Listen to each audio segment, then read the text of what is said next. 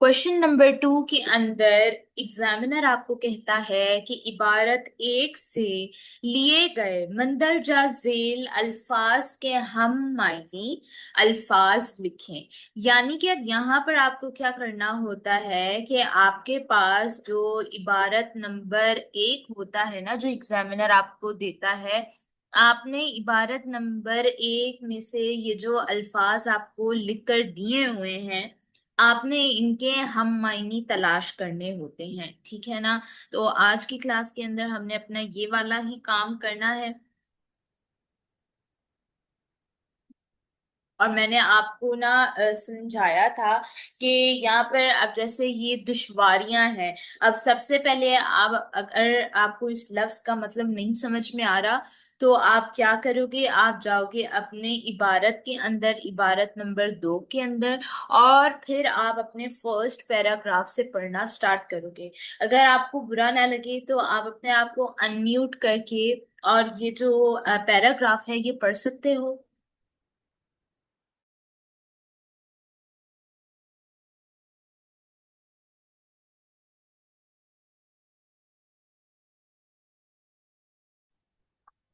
जी बिल्कुल। आपको आवाज आ रही है? जी बिल्कुल, मुझे आपकी आवाज आ रही है। आप ये इबारत नंबर एक के अंदर जो ये पैराग्राफ 1 है ना, ये पढ़ना स्टार्ट कीजिए। उर्दू की एक मशहूर कहावत है कि इज्जत उसे मिली जो वतन से निकल गया। हिजरत को कामयाबी की तरफ एक अहम कदम समझा जाता है। मुहाजिरीन को काम के बेहतर मौके मुयस्सर आने की वजह से इनमें अजनबी लोगों के साथ मिलकर काम करने का जज्बा पैदा होता है। मुकामी लोगों से राबतों की बदौलत उनमें मेजबान मुल्क की तर्ज जिंदगी की मुश्किलात का सामना करने की हिम्मत पैदा होती है।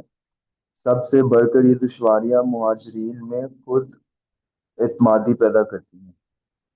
कुवैत में काम करने वाले पाकिस्तानी इंजीनियर मोहम्मद अली का कहना है, मुझे यहाँ बहुत कुछ नया सीखने को मिला जो शायद अपने मुल्क में मुमकिन ना होता। यहाँ काफी तादाद में पाकिस्तानी काम करते हैं, इसलिए परदेश का एहसास भी इतना ज्यादा नहीं होता। सबसे बढ़कर मुझे दूसरे रंगों नस्ल के लोगों के साथ काम और दोस्ती करने का मौका मिला है, जो मेरे लिए एक इंतहाई खुशगवार तजुर्बा है। प्रोफेसर प्रोफेसर ता, प्रोफेसर तारिक जवेद अपने लेक्चर में मेजबान मुल्कों को मिलने वाले फवाइद का जिक्र करते हुए कहते हैं कि मुहाजिरीन अपने आप को नए माशरे में मुफीद साबित करने के लिए अमूमन मुकामी आबादी के मुकाबले में ज़्यादा मेहनत से काम करते हैं, जिससे मुल्क में तरक्की होती है। काम की लगन की वजह से इन्हें मुलाजमत तलाश करने में भी आसानी होती है। तारकीन वतन अपनी जुबान, लिबास और मौसीकी से माशरे में एक नया रंग भरते हैं, जिससे मुकामी आबादी की नज़र में इनकी अहमियत बढ़ जाती है। माहिर मौशियात सना नास का कहना है कि तकरीबन 1 करोड़ पाकिस्तानी बैरून मुल्क मुकीम हैं और वो पाकिस्तान में सरमायाकारी करते हैं, जिससे लोगों को मुलाजमतें मिलती हैं। इस तरह अरब ममालिक में पाकिस्तानियों की कसीर तादाद काम करती है, जिनकी कमाई से इनके खानदानों का म्यार जिंदगी बेहतर होता है। बैरूनी मुल्क तालीम याफ्ता लोगों अपने वतन वापस आकर मुल्क की तरक्की में मुस्बत किरदार अदा करते हैं। यूं तो हिजरत के बहुत फवाइद हैं, मगर इसकी वजह से चंद मसाइल भी पेश आ सकते हैं। इसलिए हिजरत को कम करने के लिए जरूरी है कि तरक्की याफ्ता ममालिक गरीब मुल्कों में सरमायाकारी करके वहाँ के लोगों को रोजगार मुहैया करें, ताकि इन्हें हिजरत करने की जरूरत ही ना पेश आए। गरीब ममालिक के नौजवानों को नई टेक्नोलॉजी से रोशनास करवाया जाए, ताकि वो अपने मुल्क की तरक्की में किरदार अदा कर सकें। तरक्की याफ्ता ममालिक से माहरीन गरीब मुल्कों की नौजवान आबादी को मुख्तलिफ किस्म के हुनर सिखाएं, ताकि वहाँ सनती तरक्की मुमकिन हो सके। जी बिल्कुल सही है, माशाल्लाह। आपकी जो रीडिंग है वो बिल्कुल ठीक है। आपने ऐसे कोई भी मिस्टेक नहीं की किसी भी लफ्ज को प्रोनाउंस करने में, तो दैट्स अ गुड थिंग। अच्छा, तो अब हम स्टार्ट करते हैं अपना ये जो क्वेश्चन नंबर 2 है इसको सॉल्व करने की। अब यहाँ पर आपको ना मैं जैसे कि आपने अभी चैट में पूछा था कि जो हमने हम मायनी है वो इंसर्ट में से ढूंढ के निकालने हैं या खुद से लिखने हैं। तो इसका जो आंसर है वो ये है कि आपने खुद से निकाल कर लिखने हैं। ये लफ्ज आपको दिए हुए हैं इस इंसर्ट में से, लेकिन इनके हम मायने को आपने खुद से अपने काबिलियत से जो है ना फाइंड आउट करना है। ठीक है, ये आसानी है हमारे लिए कि ये जो लफ्ज दिए हुए हैं ना, इनको हम, जैसे कि ये जो पैराग्राफ्स इनमें से पढ़कर हम अंदाजा लगा सकते हैं कि अच्छा इसका किस कॉन्टेक्स्ट में मतलब हो सकता है। ठीक है ना, तो हम इसी मेथड के जरिए अपना ये क्वेश्चन नंबर 2 सॉल्व करने की कोशिश करते हैं। एक नजर मैं आपको सवाल पढ़ा भी देती हूँ, क्योंकि यहाँ से अगर आप देखोगे तो हमें जो सवाल है वो पढ़कर समझ में आएगा कि आया हमने खुद से करने हैं या इंसर्ट में से करने हैं। तो यहाँ पर जो आपके पास एग्जामिनर है वो कह रहे हैं इबारत एक से लिए गए। अब इसका मतलब है कि ये जो इबारत नंबर 1 है, इन्हीं से जो एग्जामिनर है उन्होंने ये लफ्ज आपको ढूंढ कर दिए हुए हैं। ठीक है, मंदरजा झेल अल्फाज के हम मायने अल्फाज लिखे, तो इसका मतलब ये है कि उन्होंने ये नहीं कहा कि इबारत एक की मदद से, क्योंकि अगर तो वो कहते ना कि की मदद से यानी विद द हेल्प ऑफ इबारत एक, आप ये जो लफ्ज आपको दिए हुए हैं इनके हम मायने तलाश करें, तो इसका मतलब ये है कि हमने इसी की ही इबारत के अंदर लिखे हुए हैं हम मायने, और हमने जस्ट फाइंड आउट करके लिखने हैं। लेकिन यहाँ पर इतना स्ट्रेट फॉरवर्ड ये क्वेश्चन नहीं है। उन्होंने कहा है कि इबारत नंबर 1 से लिए गए, यानी जो हमने इबारत नंबर 1 में से आपको ढूंढ कर निकाल कर हम ये अल्फाज दिए हैं ना, इनके आपने हम मायने लिखने हैं। अब हम मायने का मतलब क्या होता है? हम मायने का मतलब होता है मिलते जुलते अल्फाज। जिस तरह यहाँ पर ये जो हमारे पास लफ्ज है ना, इनके हमने अ, ये तो पैराग्राफ्स पढ़कर और फिर समझने की कोशिश करनी है कि किस कॉन्टेक्स्ट में जो एग्जामिनर है उन्होंने ये लफ्ज इस्तेमाल किए हुए हैं। फिर वो जब हम समझेंगे तो फिर हमारे जहनों के अंदर जो ये हम मायनी है ये निकलना शुरू हो जाएंगे, यानी हमें पता चलना शुरू हो जाएगा। तो आपको क्लियर हुआ है कि जो क्वेश्चन है वो किस तरह का है, किस नौइयत का है?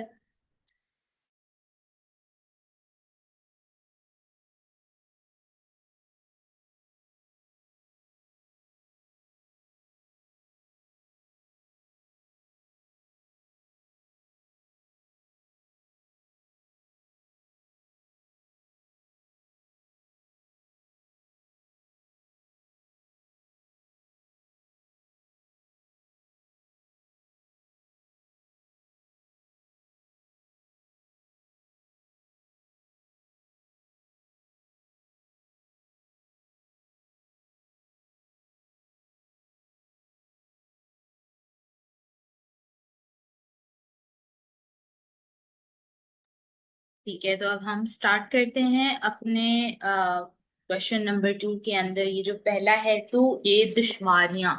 अब दुश्वारियां का मतलब अगर तो हम इंग्लिश में देखें, यानी इंग्लिश के अंदर अगर हम दुश्वारियां का मतलब सोचें तो इसका मतलब होता है प्रॉब्लम्स। ठीक है ना, यानी कि आपको किसी चीज के अंदर दुश्वारियां पेश आ रही हैं, आपने अपनी उर्दू की तैयारी के अंदर पेपर 4 में आपको दुश्वारियां आ रही हैं। ठीक है ना, तो इसका एक तो मैं आपको जो मशवरा है वो ये देना चाहूंगी कि अगर तो आप उर्दू के ये जो अल्फाज हैं इनको इंग्लिश में ट्रांसलेट करेंगे तो भी आपको हम मायनी मिल जाते हैं। जैसे अगर हम प्रॉब्लम्स को फिर अगर हम उर्दू के अंदर ट्रांसलेट करें तो हमारे पास कई लफ्ज ऐसे आ सकते हैं दुश्वारियां से मिलते जुलते। जैसे कि प्रॉब्लम्स को हम क्या कह सकते हैं उर्दू के अंदर? आपके जहन में कोई आइडिया आ रहा है? जी, एक तो है मुश्किलात, दुश्वारियां। अब अगर जैसा कि मैं कहूँ कि मुझे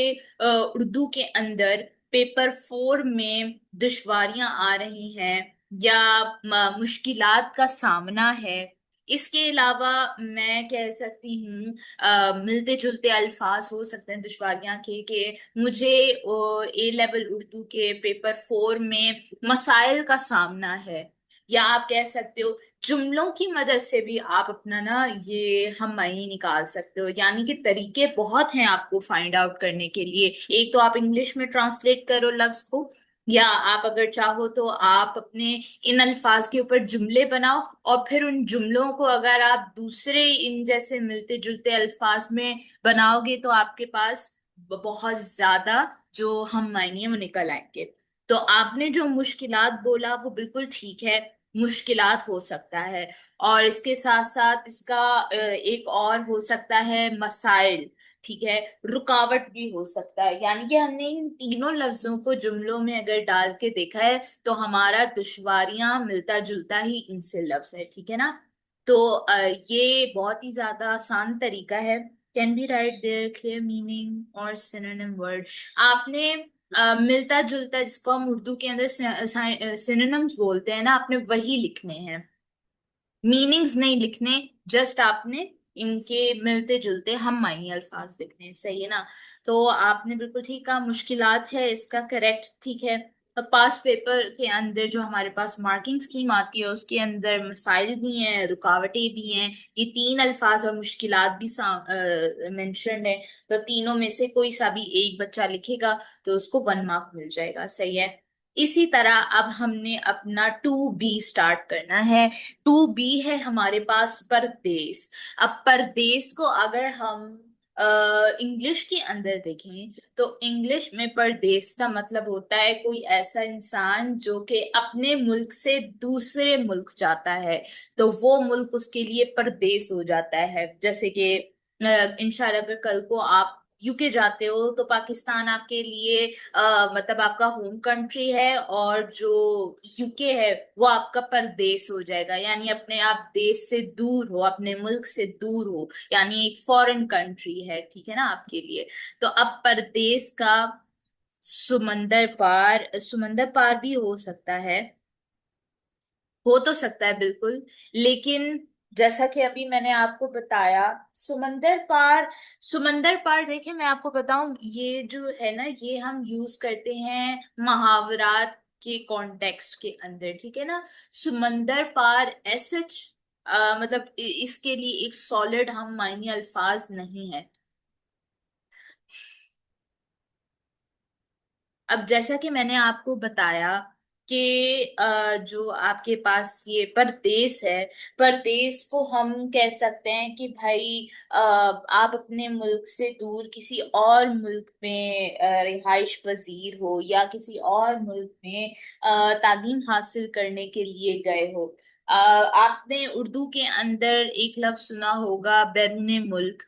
यानी कि आप कह सकते हो कि मेरा कजन बैरूने मुल्क अपने तालीम के लिए रिहाइश पजीर है। यस करेक्ट, बैरूने मुल्क।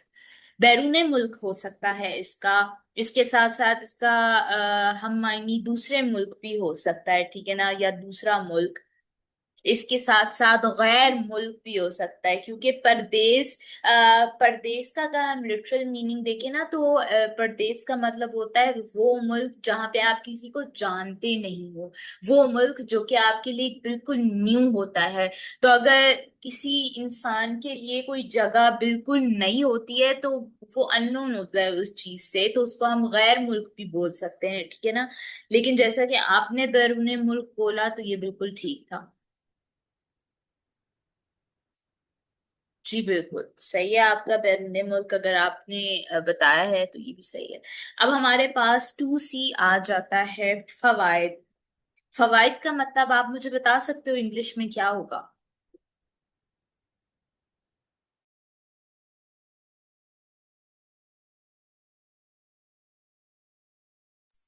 जी बिल्कुल सही बताया आपने।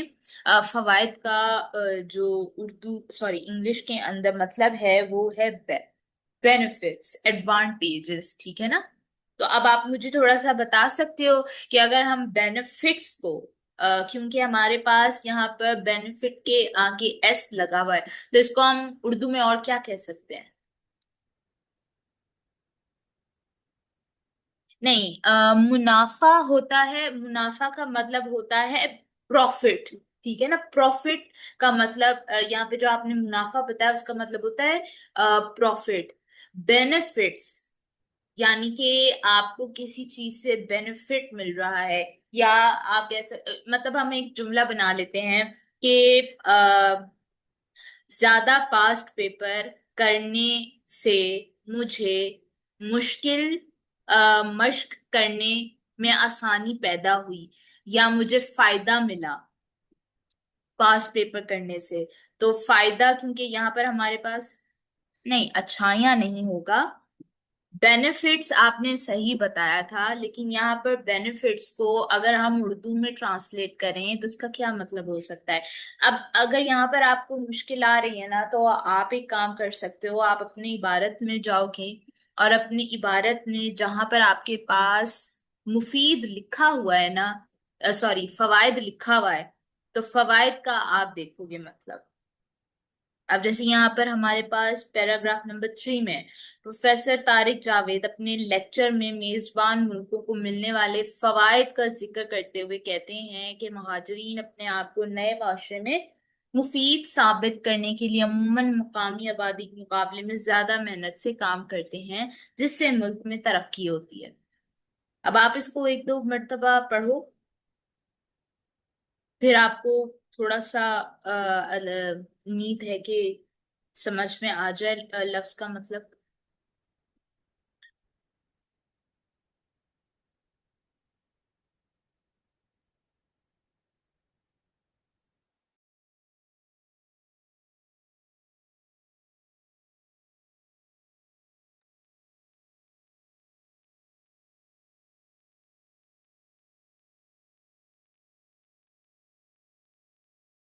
यहाँ पर जो फवायद मेंशन्ड है, ये फवायद प्लूरल में है, ठीक है ना, यानी कि एक से ज्यादा बेनिफिट, ठीक है ना, मतलब इस तरह से हम कर सकते हैं। अब आप जरा मुझे ये बताओ कि जो फवायद है उसका सिंगुलर क्या होगा।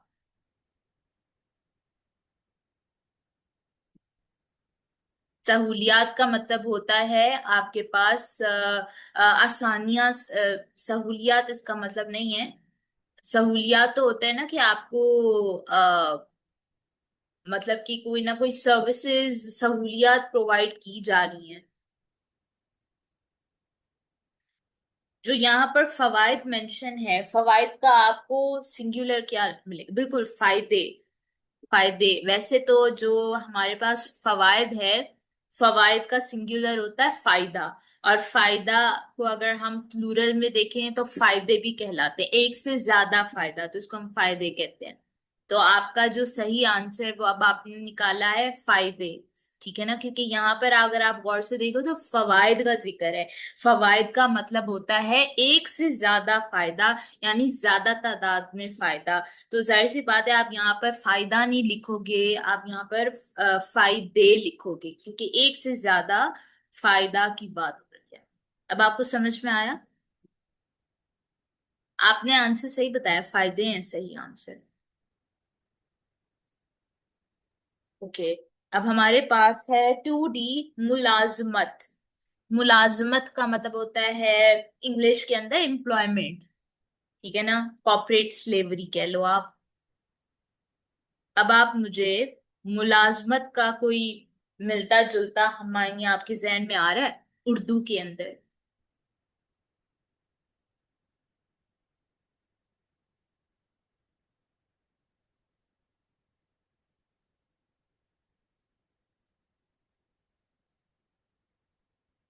मुलाजमत पर अगर हम जुमला बनाने की कोशिश करें, तो मुलाजमत पे हम बना सकते हैं कि मेरा कजन गवर्नमेंट की नौकरी करता है। बिल्कुल सही, नौकरी इसका सही है, वैसे मेरे जुबान से स्लिप हो गया।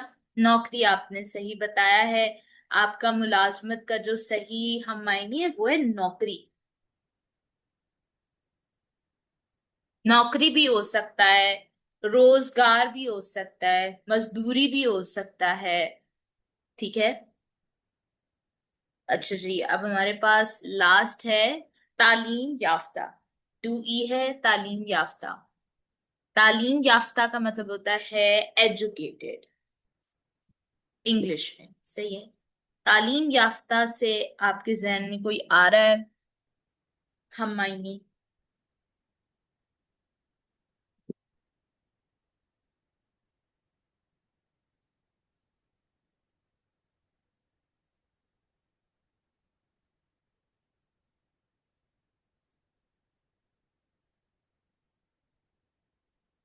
करेक्ट, पढ़ा लिखा, सही बताया आपने। तालीम का मतलब पढ़ा, याफ्ता, लिखा।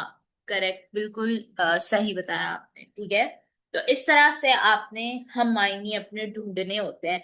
अब मैं आपको एक चीज बताऊं, आपके क्वेश्चन नंबर 2 के अंदर बाजुकात जो एग्जामिनर है वो किसी साल एक तो आपके पास हम मायने भी आते हैं और इसके साथ साथ अल्फाज मुतजाद भी आते हैं। ठीक है, अब क्योंकि ये जो पेपर है ये तो अक्टूबर नवंबर 2024 का है, और इस दफा जो मई जून में पेपर आया है उसके अंदर भी हम मायने आए थे। ठीक है, तो इसका मतलब है जो अभी आपका ये अक्टूबर नवंबर 2025 वाला सेशन होगा इसके अंदर हम मायने ही आएगा। जिस ईयर के अंदर, यानी कि अगर अगले साल मई जून के अंदर एग्जामिनर अल्फाज मुतजाद देगा तो जाहिर सी बात है उसके फिर अक्टूबर नवंबर सेशन के अंदर भी अल्फाज मुतजाद आएंगे। लेकिन आपके ये जो अभी मई जून का सेशन गुजरा है इसके अंदर हम मायने आए थे, तो ये कंफर्म है कि आपके पेपर के अंदर जो अक्टूबर में होगा उसमें भी हम मायने आएंगे। लेकिन हम सेफ साइड में रहने के लिए अपने अल्फाज मुतजाद की भी जो प्रैक्टिस है वो करेंगे, ताकि आपको दोनों चीजों का पता हो। और अगर बाय चांस, वैसे तो 0% चांस है, लेकिन अगर कभी आ ही जाता है या आप खुद भी चाहोगे कि भाई मेरी उसमें इजाफा हो नॉलेज में, तो मैं आपको अल्फाज मुतजाद भी करवाऊंगी। ठीक है ना। तो ये एक छोटी सी आपकी क्वेश्चन नंबर 2 की एक्सरसाइज होती है। अब मैं क्या करूंगी, मैं आपको इसी तरह ही एक और किसी पेपर में से ढूंढकर और ये हम मायने देती हूँ और आप वो मुझे ढूंढकर और बताते हो। ठीक है।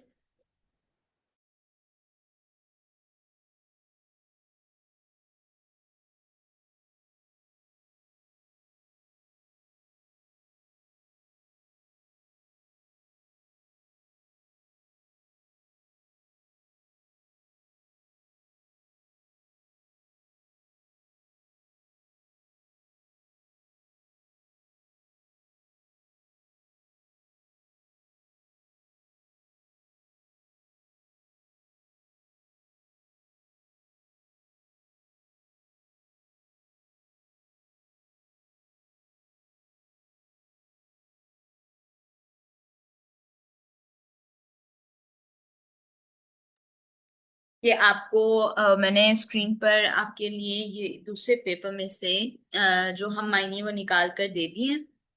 ठीक है, ये अब आप एक काम करो, आप ये फाइंड आउट करो। आपके आसानी के लिए ना मैं